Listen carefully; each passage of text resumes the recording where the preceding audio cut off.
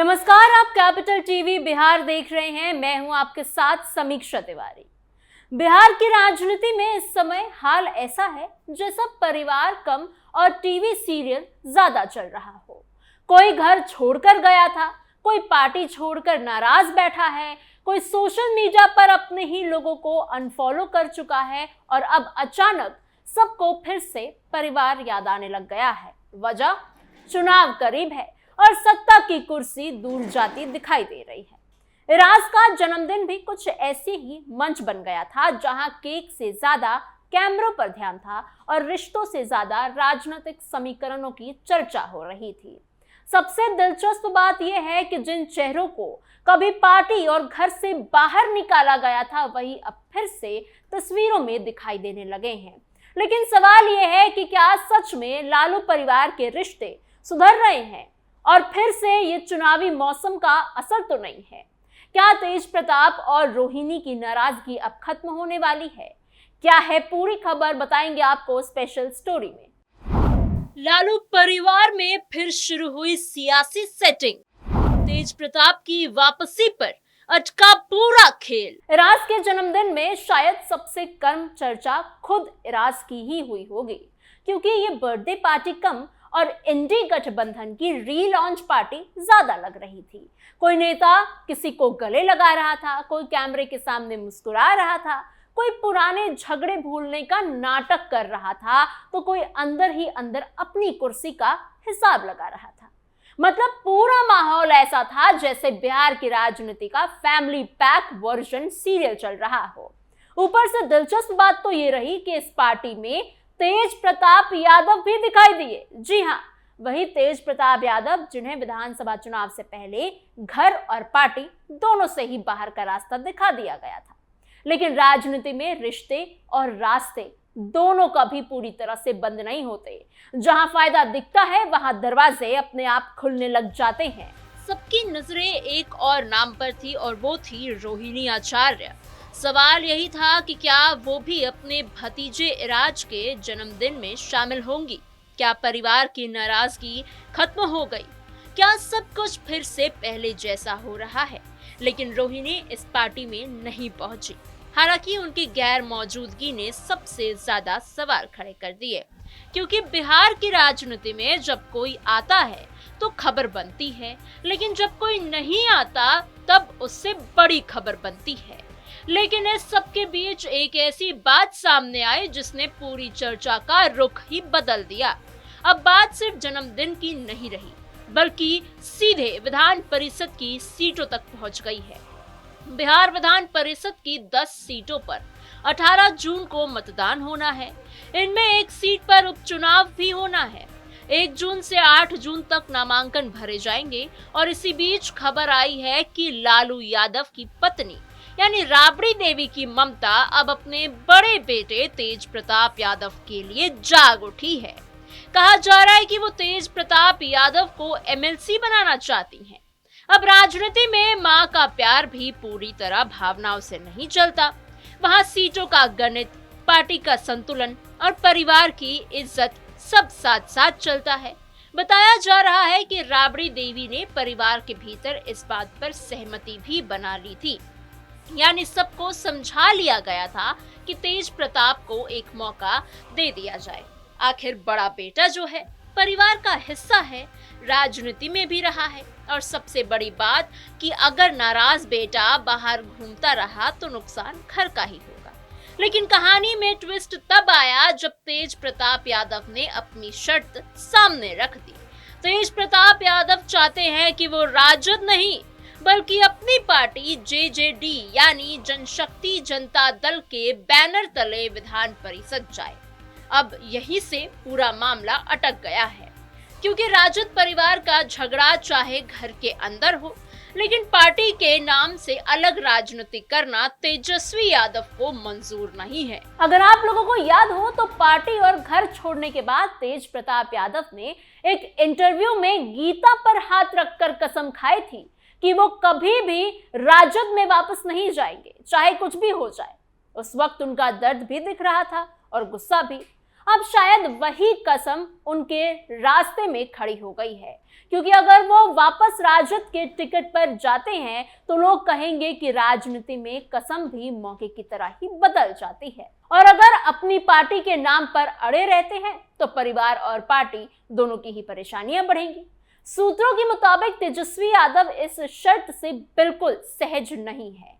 उनका मानना है कि परिवार का कोई भी सदस्य अगर अलग पार्टी के बैनर के तले विधान परिषद जाता है तो इसका गलत संदेश जाएगा। जनता यही पूछेगी कि जब घर के लोग ही एक नहीं है तो पार्टी कैसे चलेगी। और सच कहे तो तेजस्वी यादव की चिंता गलत भी नहीं है, क्योंकि बिहार की राजनीति में विरोधी सिर्फ विपक्ष में नहीं होते हैं, कई बार घर के ड्राइंग रूम में ही बैठे होते हैं। अब जरा सीटों का गणित भी समझ लेते हैं। विधानसभा में कुल 243 विधायक हैं और एक एमएलसी सीट जीतने के लिए 25 वोट चाहिए होंगे। महागठबंधन के पास कुल 35 विधायक हैं। इसमें से राजद के 25, कांग्रेस के 6, माले के 2, सीपीएम की 1 और आईआईपी का 1 विधायक। यानी इस बार महागठबंधन को सिर्फ एक ही सीट मिल सकती है, और यही वजह है कि इस एक सीट की कीमत अचानक से बहुत ज्यादा बढ़ गई है। हर कोई चाहता है कि ये सीट उनके भरोसेमंद आदमी को मिल जाए।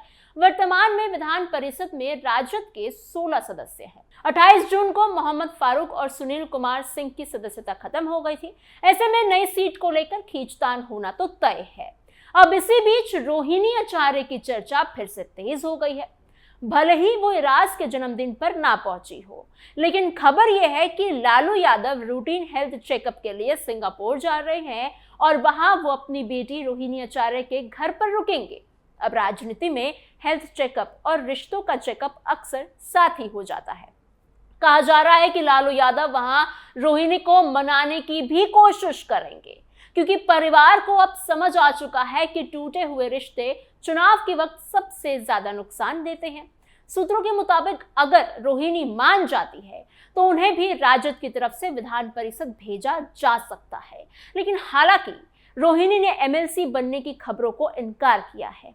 लेकिन बिहार की राजनीति में इनकार और इकरार के बीच की दूरी बहुत छोटी होती है। सुबह नेता कहते हैं कि राजनीति में नहीं आऊंगा और शाम तक पोस्टर छपने लग जाते हैं। रोहिणी आचार्य काफी समय से नाराज चल रही हैं। विधानसभा चुनाव के वक्त से ही परिवार में खटपट की खबरें सामने आने लगी थी। वो तेजस्वी यादव के बेटे इराज के पहले जन्मदिन पर भी शामिल नहीं हुई। चुनाव में राजद की हार के बाद उन्होंने खुलकर तेजस्वी और उनकी टीम से कुछ लोगों पर सवाल उठाए हैं। खासकर संजय यादव और रमीज को लेकर उनकी नाराजगी सामने आई थी। हार के बाद आरजेडी में शुरू हुआ आरोपों का खेल। लोकसभा चुनाव से पहले होगा फैमिली पैचअप। बिहार विधानसभा चुनाव के नतीजे 14 नवंबर को आ गए थे और उसी दिन रोहिणी आचार्य राबड़ी आवाज से रोते हुए निकली थी।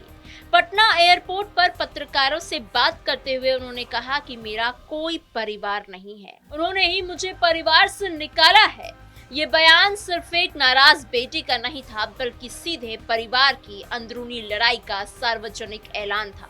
उन्होंने ये भी कहा था कि पूरी दुनिया सवाल कर रही है कि पार्टी का ऐसा हाल आखिर क्यों हुआ, लेकिन कोई जिम्मेदारी लेने को तैयार नहीं है। फिर उन्होंने तेजस्वी यादव के करीबी संजय यादव और रमीज पर दबाव बनाने का आरोप लगाया।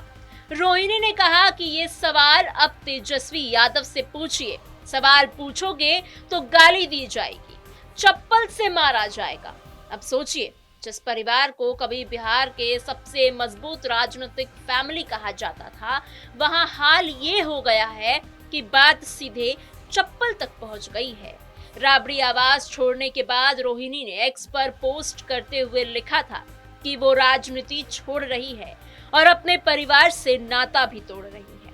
उन्होंने कहा था कि संजय यादव और रमीज ने उनसे यही करने को कहा था और वो सारा दोष अपने ऊपर ले रही है। इस पोस्ट के बाद साफ हो गया था कि मामला सिर्फ नाराजगी का नहीं, बल्कि गहरी टूट का था। रोहिणी लगातार ये इशारा करती रही कि पार्टी के फैसले अब परिवार नहीं बल्कि कुछ खास लोग लेते हैं। संजय यादव को लेकर विवाद बढ़ने के बाद उन्होंने परिवार और पार्टी के सभी लोगों को सोशल मीडिया पर अनफॉलो कर दिया था। 18 सितंबर को उन्होंने फेसबुक पर एक पोस्ट किया और जिसमें लिखा हुआ था कि लोग लालू यादव और तेजस्वी यादव को फ्रंट सीट पर देखने की आदी हो गए हैं, किसी और को वहां बैठा देखना मंजूर ही नहीं करते हैं। इस पोस्ट के नीचे जो फोटो लगी थी उसमें बिहार अधिकार यात्रा की बस में संजय यादव फ्रंट सीट पर बैठे दिखाई दे रहे थे।